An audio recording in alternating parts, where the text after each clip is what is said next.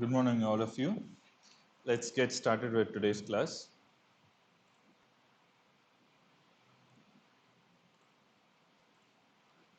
Okay. So in last class, before I just start off with the last class, I just had one clarification to make. I had mentioned that in the upconversion mixers, right? This offset is basically, I had mentioned how the offset was basically coming into the picture and it resulting in carrier feed through. So the offset is not because of this. Okay, so although this issue is there, it will this issue of the switching transistors having some offset. So that will, although that will cause a slightly different switching instance. Okay, that does not result in carrier feed through. The offset usually comes from the DAC. Okay, so the DAC offset, so your DAC waveform plus a DC term will mix with, of course, this LO thing and will give you a carrier feed through. Okay, so the offset from the DAC results in carrier feed through and not the offset through the switching mixer. Of course, these offsets will change the switching point but will not contribute to carrier feed through. DAC offset will contribute to carrier feed through, which is why people do a lot of effort to cancel out the offset in the input signal before it reaches the mixer. Okay, all right. So now let's move to today's lecture.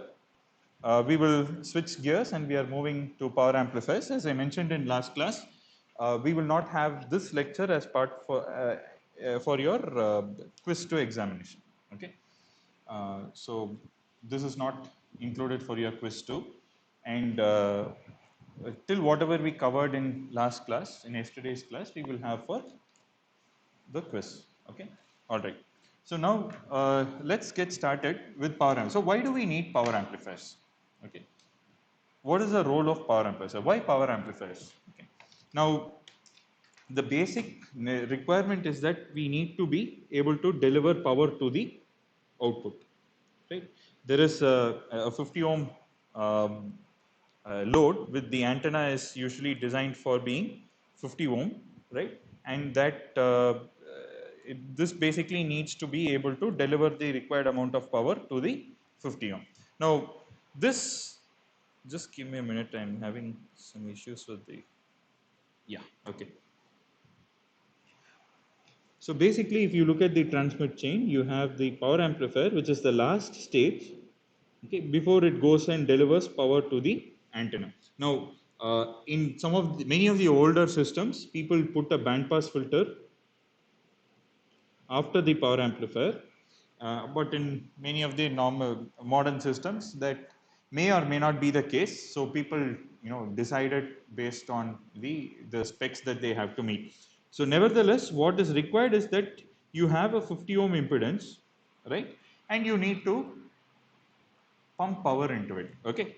Now, for a GSM standard, okay, for a 2G, when you're talking over phone, making a normal call, the standard says that the maximum output power has to be 1 watt. Okay, so if it is 1 watt, what will be the voltage swing at 50 ohm? So we can say that 50 V RMS squared by 50 is the power, or in other words, let's say the amplitude V amp squared by 2 into 50 is equal to 1 watt. Now what will be the amplitude?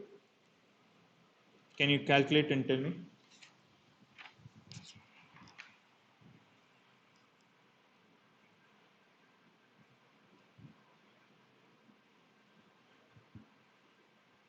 V amp is nothing but root of 100, right? 100. Right, which is 10 volt. 10. Okay, so in other words, this requires a 20 volt peak to peak swing, right? So if you have a single tone signal, okay, or a sinusoidal signal, it has to be plus 10 volt to minus 10 volt. This is the swing that is required. Okay. Now, is this possible to be easily achieved on a chip? No. Okay, because typically if you take, let's say, the 65 nanometer that you are using, right, the VDD itself is 1.2 volt. Okay. let's say you use 180 nanometer technology, it is 1.8 volt. Okay. If you use some high voltage devices, you can go up to twice the thing. So now here you can see that the swing, the output signal swing is like, you know, greater than even your supply voltage. Okay. So of course, with the technology like 65 nanometer, you will not be able to directly give, I mean, a single stage of a power amplifier will not be able to give 30 dBm output, or rather 1 watt, which is nothing but 30 dBm output power.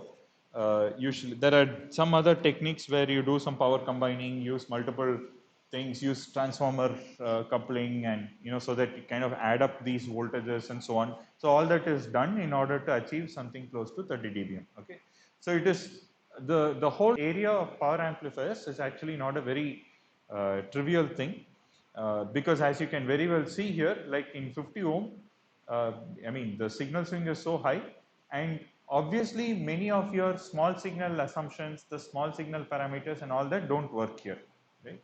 So power amplifiers are essentially large signal circuits. They are not small signal circuits, and therefore your small signal analysis, the small signal parameters that we have talked about so far, you know, this GM that we talked about and all those things do not kind of work anymore here, because we are talking about a large signal circuit. Okay. Now, because it is a large signal circuit, we also know that, you know, there is going to be a lot of linearity issues. Okay. So the number one thing that we actually talk about when it comes to transmitters is basically linearity. Okay.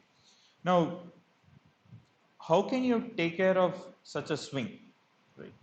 Like you have a very large output swing, right? And your supply voltage is very small. Okay.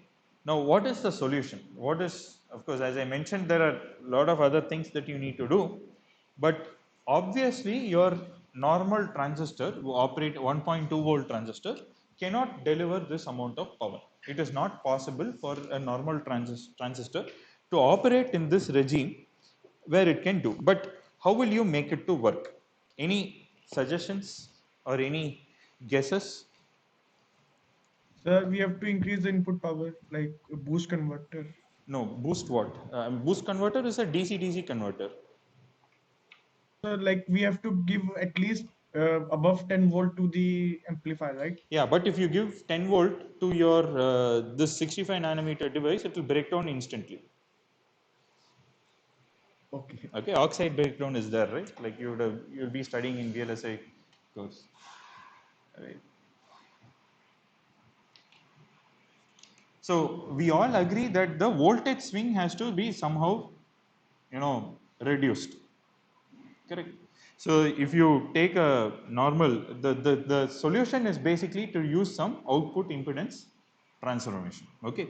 So if you take, let's say, a simple common source amplifier, okay, of course DC block is very much essential. I think the importance of DC block all of you will know by now, because you have all done your assignments, right? So if this is 50 ohm, so if you don't put the DC block, this there will be a large amount of DC current. So 1.2 volt divided by 50 ohm will basically flow through that thing. That is a waste of current, right? Now this cannot, if this is 1.2 volt, obviously what can be the maximum thing, right? So maximum at this particular node, right? The DC voltage is going to be VDD, right? Because it's an inductor.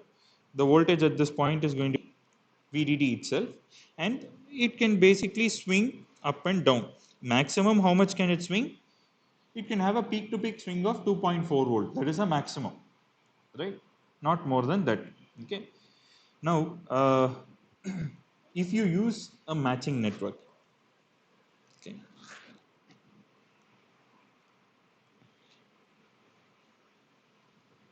all right, and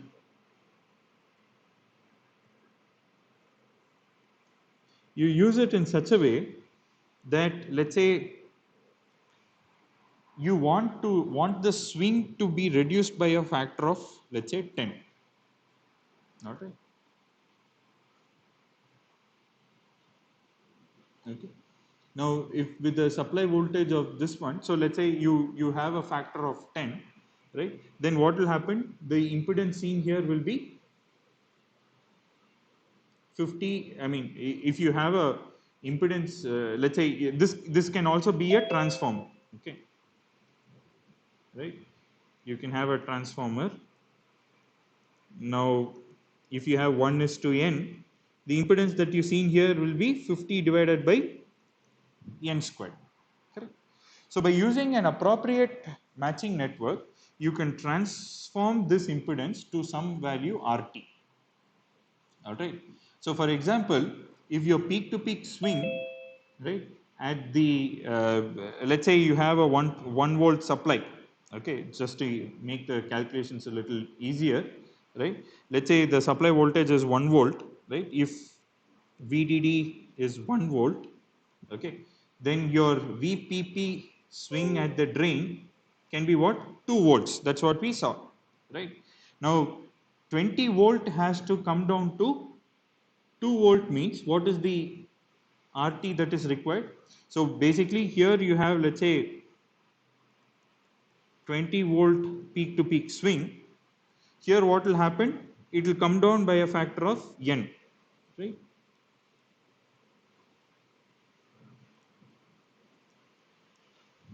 Correct. Now, as the voltage goes down, what will happen? Your current will increase. Correct. So your P out given by half times, let's say VPP drain squared is 2. So 2 divided by 2 squared into 1 by RT. What will you get? You will get basically, from here you will get that RT is going to be 1 by 2 ohm, right? So if you want VDD to be 1 volt and your peak to peak voltage swing at the drain is going to be 2 times that, which is 2 volt, right? Then the value of the transformed impedance RT, right, should be basically half a ohm, okay, 0.5 ohm. Or in other words, the ratio is now 100, right? 50 ohm is basically transformed to, right? 50 ohm is transformed to by a factor of 100. Or in other words, if you use a transformer, you will have a transformer ratio of 1 is to 10. Okay. But now how is the current? What will happen to the current? The current will increase by a factor of the same amount, 10 here, correct? So what is the current that flows through this one? Let's say 20 volt peak to peak swing. What will be the current peak to peak? I peak to peak, what will it be? It will be 20 volt peak to peak divided by 50, right? V by R. What is it going to be? 2 by 5 or 0.4 amperes, correct?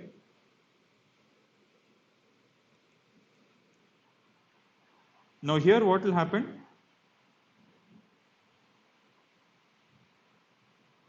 The swing has reduced by a factor of 10, voltage swing. Now the current I peak to peak would have increased by a factor of 10. So you will have 4 ampere of current. You understood? Okay. So what is the trade-off that we are seeing here? You are reducing the voltage swing by using some transformation network. It can be a transformer. It can also be any of the other impedance transformation networks that we have seen. It can be an L match network, a pi match network, T match network, whatever you want you can use. But whatever you use, what happens is the impedance reduces. So therefore the voltage swing reduces. So our transistor is very safe. But correspondingly, what has happened? The current has increased by the same amount, right? Which is why the power remains constant. Okay. So which means that the inductor and the device has to sink or source an amount of current which is like peak load current of 4 amperes, which is like huge, right? I mean, on a chip, you only talk about, microwatt power dissipation, milliwatts of power dissipation is what you typically talk about, right? So this is like what, 4 watts of power just, being drawn from the supply. Okay. Now, this is a very critical thing, which is what makes the design of power amplifiers quite challenging. Okay. On one side, you are fighting with large voltage swings. So you use impedance transformation to reduce the voltage swing, right? And but at the same time, you increase the current. So what will you do in order to support this amount of current? what will you do to the device?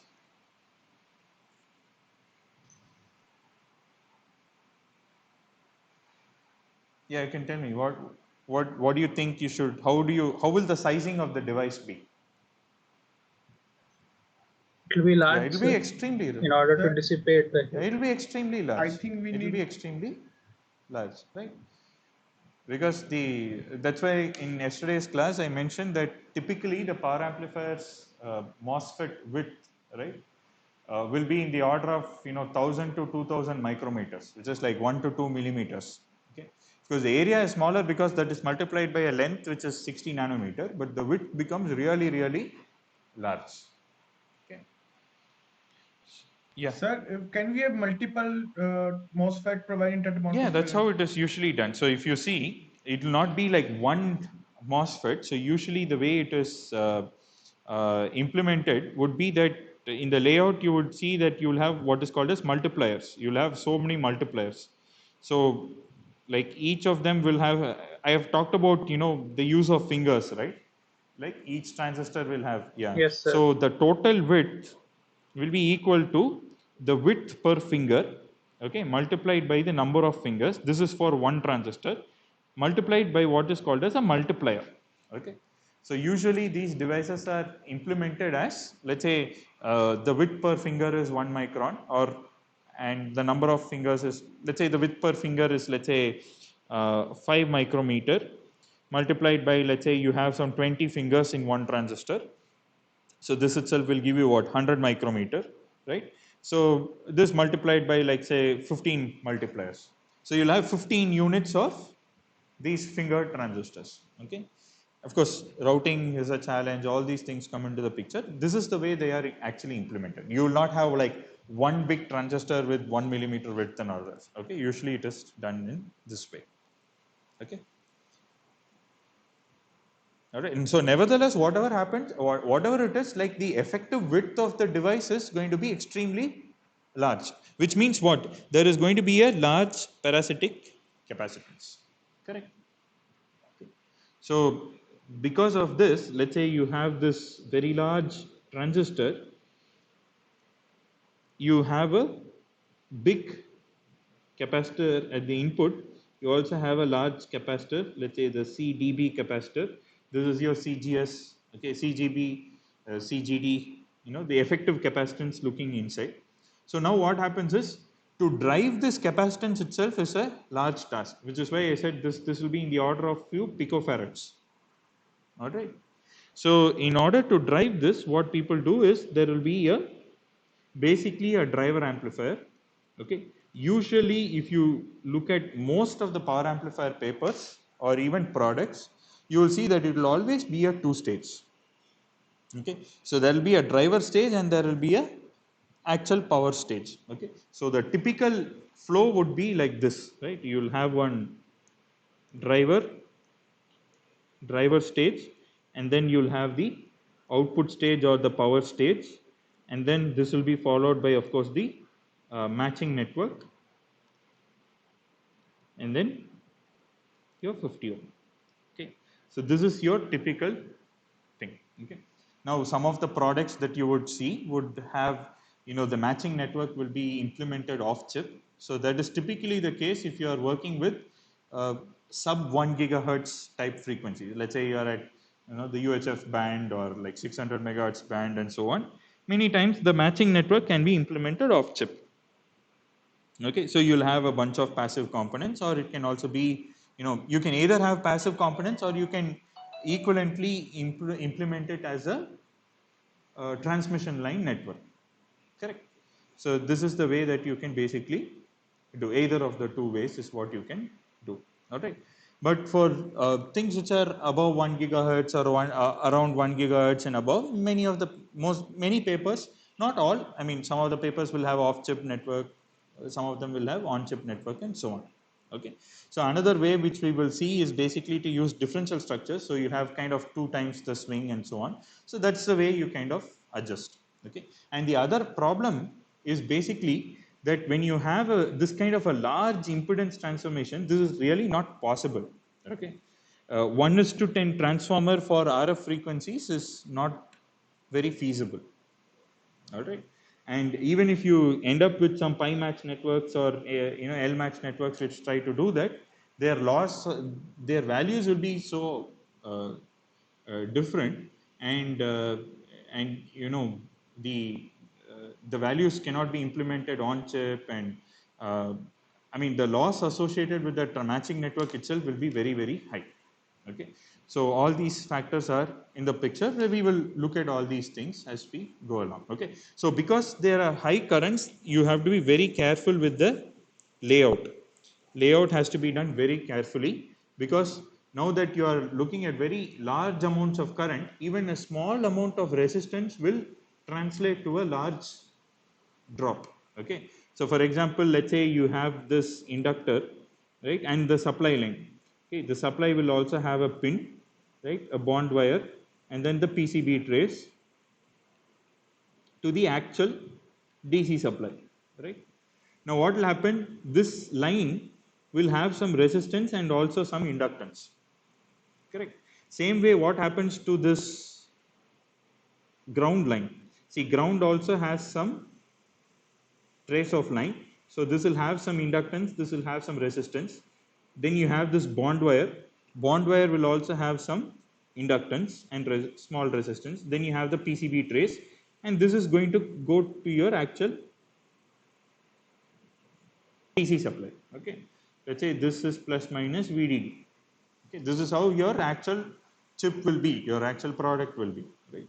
So what will happen, since there is a large amount of current going in, right, this the voltage drop that you'll have in the ground line and in the VDD line will be what? It will be I times R plus L times di by dt. Correct. So let's say the current is some, I mean, let's say, let me kind of, yeah, I can be written as, let's say, some I naught plus some I1 times cos omega naught t, right? Let's say it is 2 ampere current, right? 2 ampere cos omega naught t, and let's say it is 1 gigahertz. Now, what is the inductor drop? It will be L di by dt. Okay, so that kind of works out to be around what? L times omega naught times I naught. Okay, so as your frequency increases, this also increases. Okay, so for this drop to be less than 100 millivolt at 1 gigahertz, okay, this L has to be less than some 7.96 picohenry. You can kind of calculate it and see. Okay, this is a very, very small inductance. Your bond wire inductance will be in the order of 1 nanohenry or 2 nanohenry. Okay, so this is what is called as ground bounce and supply bounce. All right, that is, your supply, instead of being 1.2 volt, right, the supply will actually have some large variation depending on the amount of current drawn. Same way, the ground, instead of being at flat 0, it will have some bounce. This is what is called as ground bounce as well as supply bounce. Okay, so if you take any power amplifier IC which is available, you can just go to Mouser, pick any power amplifier. You will see that in their package they will have multiple pads for VDD as well as multiple pads for ground. All right, so they will say, okay, you have like so many pads or so many output pins will all be connected, will be said ground, ground, ground. And if you look at the application note, they will say connect all these grounds together as close as possible. So basically what they are doing is they are putting multiple bond wires for the ground. Okay, so what will happen, the effective resistance and the effective inductance is now going to drop because of the parallel combination. Correct. And also you get a larger, I mean, and also the trace on the PCB has to be very wide so that it can handle that large amount of currents. Okay, so these are all things which are typically used in the industry. You can just go and pick up any power amplifier IC on Mouser, go through its data sheet. You will see that you will have a lot of ground pins and sometimes many VDD pins also. Okay, and they'll say, okay, put all of them together. That is because you want to have as low as inductance possible in the ground path. Otherwise, that the ground itself will be bouncing around so much, and everything will go into the. I mean, it's a very tough thing. Okay, so package parasitics come into the picture. Power amplifier design has a lot of challenges, but it's a very interesting field. Okay, and I mean, more the challenge, the more the interesting it is. All right. Now, all of you would have heard about the term efficiency, right? Now, since power amplifiers are going to deal with large power quantities, right? Large voltages, large currents, right? Uh, so it is very important that it is efficient, right? In your phone, you have multiple power amplifiers. You have a power amplifier for your Bluetooth, for your Wi-Fi, right? For your LTE, you might have 2, 3. For your 4G, you might have some 2, 3 power amplifiers. For your 2G signals, you'll have a separate power amplifier, right? So it will be like that, okay? Now, when you are making a call, you know that if you're talking for a very long time, your battery keeps draining out. So which is the main culprit? One of the main culprits is basically your power amplifier, because your power amplifier has to drive, around. I mean, all the time you'll not be driving 1 watt of power, right? If you are very far from the base station, you will increase. I mean, there is of course power control and feedback loops sitting inside your phone, which will measure the received signal strength. Okay, so that is an indicator of how close you are to the base station. Okay, if you are closer to the base station, the signal that you are receiving from the base station will be higher. So correspondingly, you will lower your power which is transmitted from the mobile phone. Okay, and suppose you are very far from the base station, the received signal will also be less, and therefore you will also pump up more power to the base station. So which is why if your tower is poor, you might have noticed that if you're talking for a long time, your battery starts draining faster. Okay, your LNA will be in the low noise mode, where you'll be draining a lot more current. LNA will be consuming more current, and obviously your power amplifier is transmitting higher amount of power. Okay, so efficiency is very critical, especially for all these communication devices where many of them are battery operated, right? All your cell phones are battery operated. So battery life is a very significant thing. You have to efficiency of a power amplifier is a very critical thing.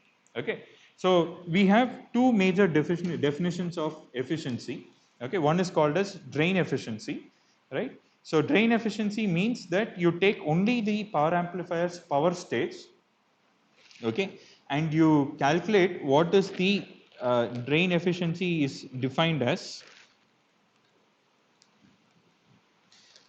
Let's say drain efficiency is defined as the output power divided by the DC power that is fed to your power amplifier.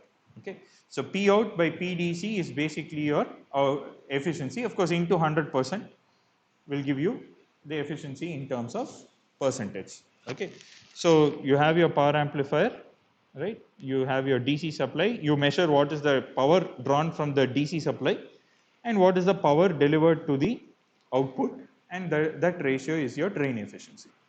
Now there is also what is called as power added efficiency. So now this comes from the notion that the output power is not only, I mean, you're not only supplying power from the DC, you're also supplying power at the input, correct? If you take a power amplifier, there is a certain power which is being fed to the input of the power amplifier, and you get a certain output power, and also it draws power from the supply. So the power added efficiency, which is called as PAE, is given as P out minus P in divided by P DC. Okay, that is how much power is added by your power amplifier and what is the efficiency for it. So this is what is called as the power added efficiency. So both these terms are used. Okay, so both are used for standalone power amplifiers. Okay, but when you have an integrated power amplifier, that is, you have your mixer, you have your driver amplifier, and then your power amplifier, everything is sitting on the same chip, PAE does not apply. Okay, because you're really not delivering power. It's more of a, I mean, more of a voltage swing rather than a power input, because there is an RF current which is flowing in, but it is still not quite negligible. Okay, so does not apply for integrated TX plus PA. Okay, If you have a standalone PA, you will say, okay, this is my power added efficiency, this is my drain efficiency. But if you have a integrated PA where the mixer, the driver amplifier, everything is sitting on the same chip as your power amplifier, then you only talk about the drain efficiency and not about the power added efficiency. Okay, so efficiency is quite critical because, like, if you say 50% efficiency at 1 watt, means that it's going to take 2 watts from your DC supply, right? And 50% efficiency is like super high value, all right? And CMOS power amplifiers typically have lower efficiencies, which is one of the major drawbacks. But now with a lot of improvements in technology and design techniques and so on, uh, a lot of power amplifiers are being designed. If you look at Bluetooth, the power levels are lower. You don't need 1 watt, right? You need something like 0 dBm or something, 1 milliwatt to 10 dBm. If you look at Wi-Fi also, the power levels are like around 10 to 20 dBm, right? If you look at LTE signals also, the power level that is required is around 20 dBm, 24 dBm, something like that. So for most of the LTE requirement, your 4G, right? Your 4G, 5G systems, the power amplifier is a CMOS power amplifier, fully integrated, and the power level is around 20 dBm. 20 dBm is basically 100 milliwatt, right? So that's much lower power than 1 watt, and CMOS power amplifiers are able to easily handle. So it's only GSM which requires 1 watt of output power, and so that for that maybe many products might have an off-chip GSM power amplifier, but for many of the 4G and 5G systems, if you see, most of them might be using an on-chip CMOS power amplifier. Okay, of course, it might differ from product to product. Okay, so that's the kind of scenario in modern communication system. Of course, Wi-Fi also it can easily handle. Okay, now let us look at these curves. Okay, the curve on the right hand side, this is basically the x-axis is the amplitude, relative amplitude. What do I mean by relative amplitude? One basically refers to the peak output power.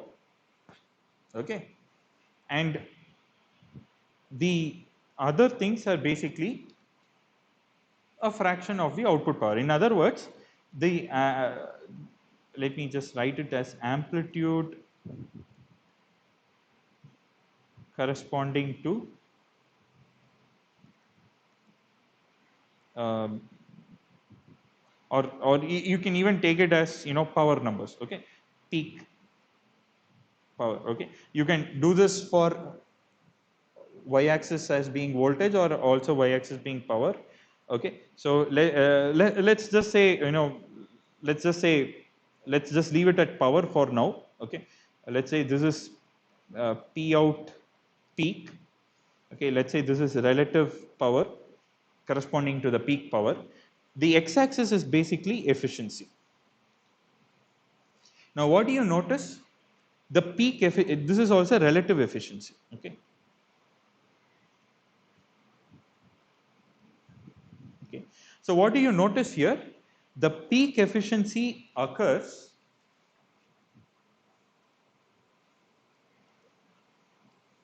around peak power. This is not necessarily true, but it will be around that region. Okay, so and as the output power decreases, what do you see? The efficiency starts decreasing. This is a typical class AB, class B type plot which is given here. Okay, typical power amplifiers that are used follow this kind of a behavior. So as the output power decreases, you will see that the efficiency decreases. All right, that is what this curve is showing. The y-axis is relative efficiency, and you get the max efficiency at the peak power. It's not necessarily true. Typically you'll kind of have some drop off, but kind of it's around that. Okay, the other curve, the first curve, the x-axis is the same. This is the relative power, and the y-axis is basically the probability density function. okay, or rather the probability of occurrence. Okay, that is to say, if you let's say take a GSM signal or any edge signal or let's say LTE signal or something like that, okay, what is the probability that at any given instant of time the output power is at a certain level? Okay, so what do we see from this plot? We are seeing that the majority of the time the output power is very low. Okay, so this other plot that I have shown here is a typical, modulated signal here. Maybe it's some QPSK waveform or something like that. This is the modulated signal. You can see that, most of the time the power is limited here. Correct. But there are few times where the signal goes and hits a peak. So a modulate, and this becomes even worse as you throw in OFDM. Okay, so if you see the waveform, the time domain waveform of your modulated signal of a QPSK signal or an OFDM with QPSK or a 16 QAM with OFDM or whatever it is, this is a typical waveform. You will see that most of the time your power amplifier is where? Is basically in this region. Okay, and it is only occasionally it goes to the peak power, right? The probability is very, very less, right? So most of the time you are in a low power region, and what is the conclusion or what is the inference that we get out of it? Most of the time your efficiency is going to be pretty poor. Okay, you understood? So which is what is captured by this by a terminology which is called as peak to average power ratio. Okay, this is also called as PAPR. Okay, peak to average power ratio. So if you look at the time domain waveform which is shown here, you can see that the average power is very low, but as the peak power is how much? The full amplitude, right? So the peak to average power ratio is going to be quite high. So and this is peak PAPR is very high for OFDM signals. Okay. And for what is the conclusion? Putting all these three plots together, what can you conclude? You can basically conclude that saying that if PAPR is high, then operating efficiency what can you tell about the operating efficiency? Can you tell me? Will it be high or low?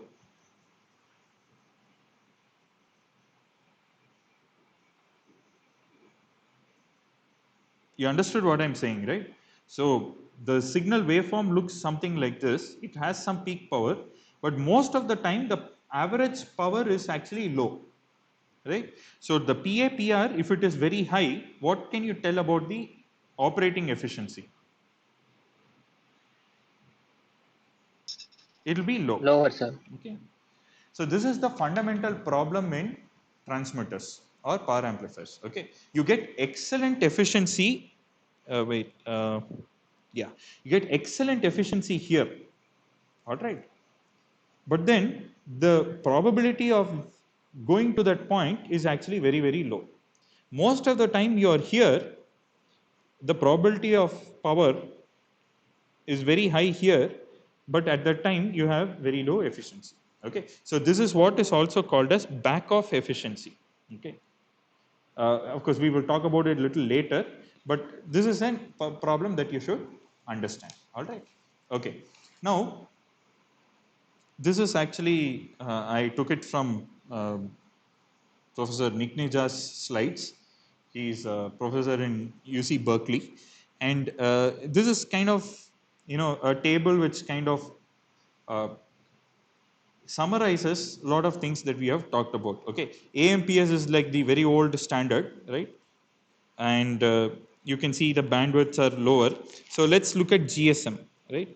So GSM, the bandwidth is 200 kilohertz, okay? And the modulation is GMSK.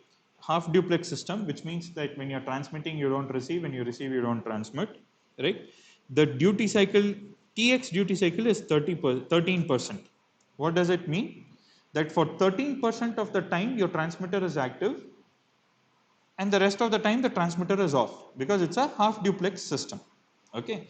Now, what is the peak to average power ratio? For a GSM, it is 0 dB, which means that, it's a full constant envelope signal, right? The peak power and the average power are basically the same. Okay. So it is like a constant envelope signal. If you look at the waveform for GSM, it will be very tight. Okay. Now, the antenna power, that is the power to be transmitted at the antenna, is 33 dBm, which corresponds to 2 watts. All right. For a GSM, you will need 2 watt of power at the antenna. Okay.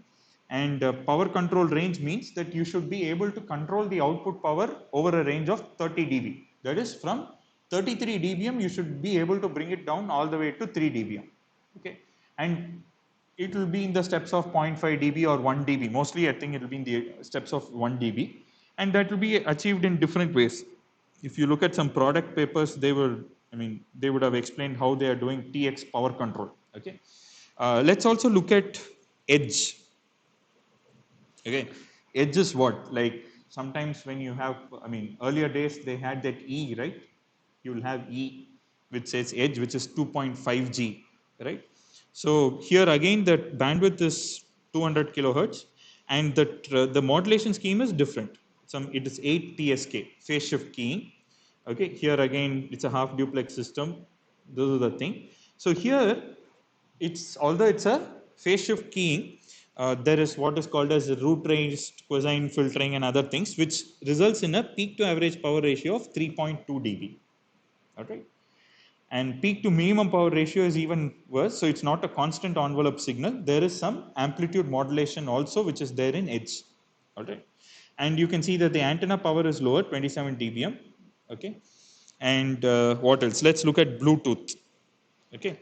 So Bluetooth, the bandwidth is around 1 megahertz. GFSK, okay, all these things are there. So here again, because it's a GFSK, you do not have any peak to average power ratio. Okay. 802.11a, b, g, all these are your Wi-Fi. These are all for Wi-Fi. Right. Now you can see that this uses 802.11a uses OFDM, right? And you can see that the peak to average power ratio is 6 to 17 dB. All right. So which means, and here you can see that the antenna power is all little lower. Okay. So the reason that they say antenna power is because you have a PA and then you might have some bandpass filter, and finally you have the antenna. So what they are saying is the power radiated by the antenna should be this much. All right. So this will have some 0.5 to 1.5 dB loss. So you have to kind of budget for all these things. Okay.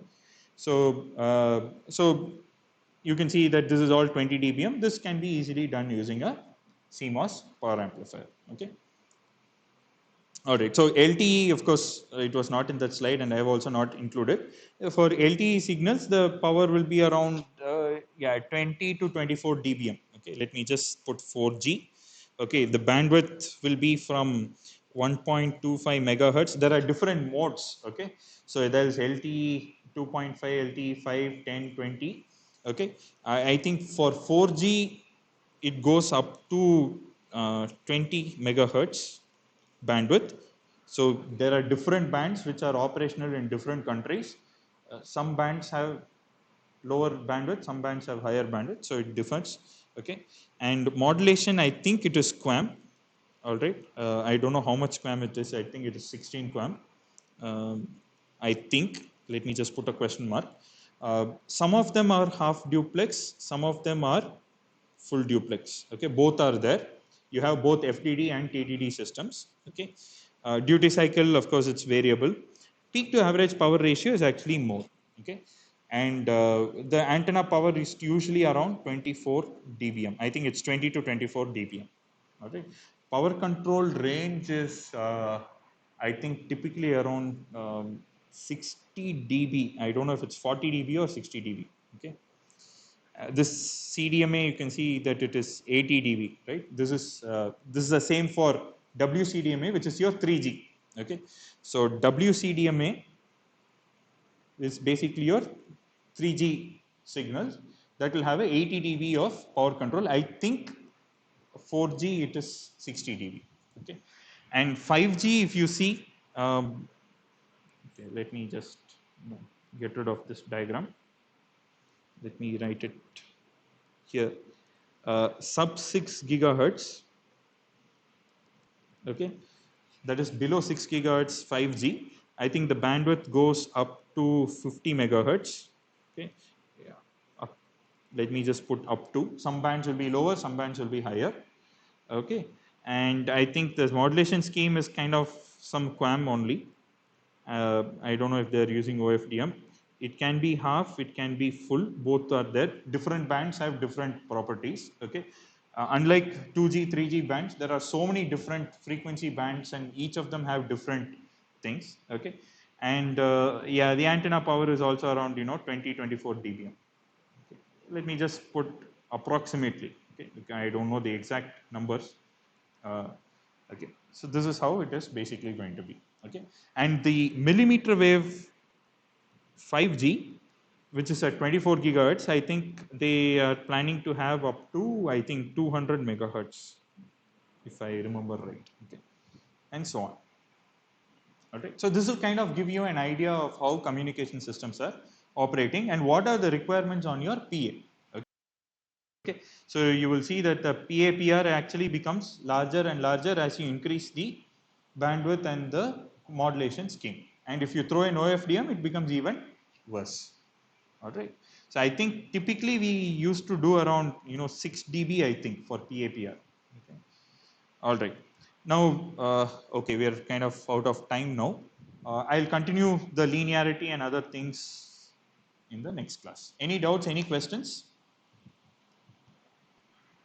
Sir, sir, Someone is asking something. I'm not able to. sir, Yeah. sir. So for the GSM band, the duty cycle is like very Yeah. less. Why? That you have to ask the people who set the standard. Okay, okay, it is Yes, predefined. yes, yes. All these things are taken from standard. So there is, especially for 3G and above, there is what is called as 3GPP standard. You can Google search it. I mean, it will be it's in the public domain only. The 3GPP standard will tell you what are all the different parameters for 2G, 2.5G, 3G, 4G for each bands. I mean, it will be a very extensive document that will give you everything. Okay, so all these things are set by the standard. So there is a international consortium where it includes industry, academia, and all these regulatory authorities and all that. They will sit and set the standard for each of the things. Yeah. Sir, for satellite communication, what are the standards? Okay, for satellite communication, so typically because see satellite communication, the distance is very large. Okay, so we typically use, I think, only Yes. some FSK or maximum BPSK kind of modulation scheme. Okay, amplitude modulation. What we would also see Okay. is that for amplitude modulation you need linearity and so on. So for these extremely large distances, we use constant envelope modulation, right? Some FSK or GFSK or BPSK, phase shift keying, something like that. So there it's a constant envelope, so you don't have any peak to average power ratio. The power that is a satellite would transmit will be in the order of some hundreds of watts. Okay, remote sensing. In the higher Yeah, the frequency range is actually around 4 to 6 gigahertz. They have some satellite bands. Uplink band is there, downlink is there. KU band is also used. Okay, so for many of the like for satellite, let me write here. Okay, the bandwidth may be, I think at KU band it's around 40 megahertz.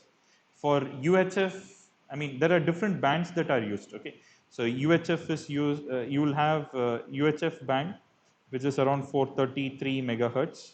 Okay, and then you have the S band, which is 2 to 4 gigahertz. You also have the L band, I think, which is 1 to 3 gigahertz. You will also use KU band, KA band. Okay, so KU band is ranging from 12 to 18 gigahertz. KU.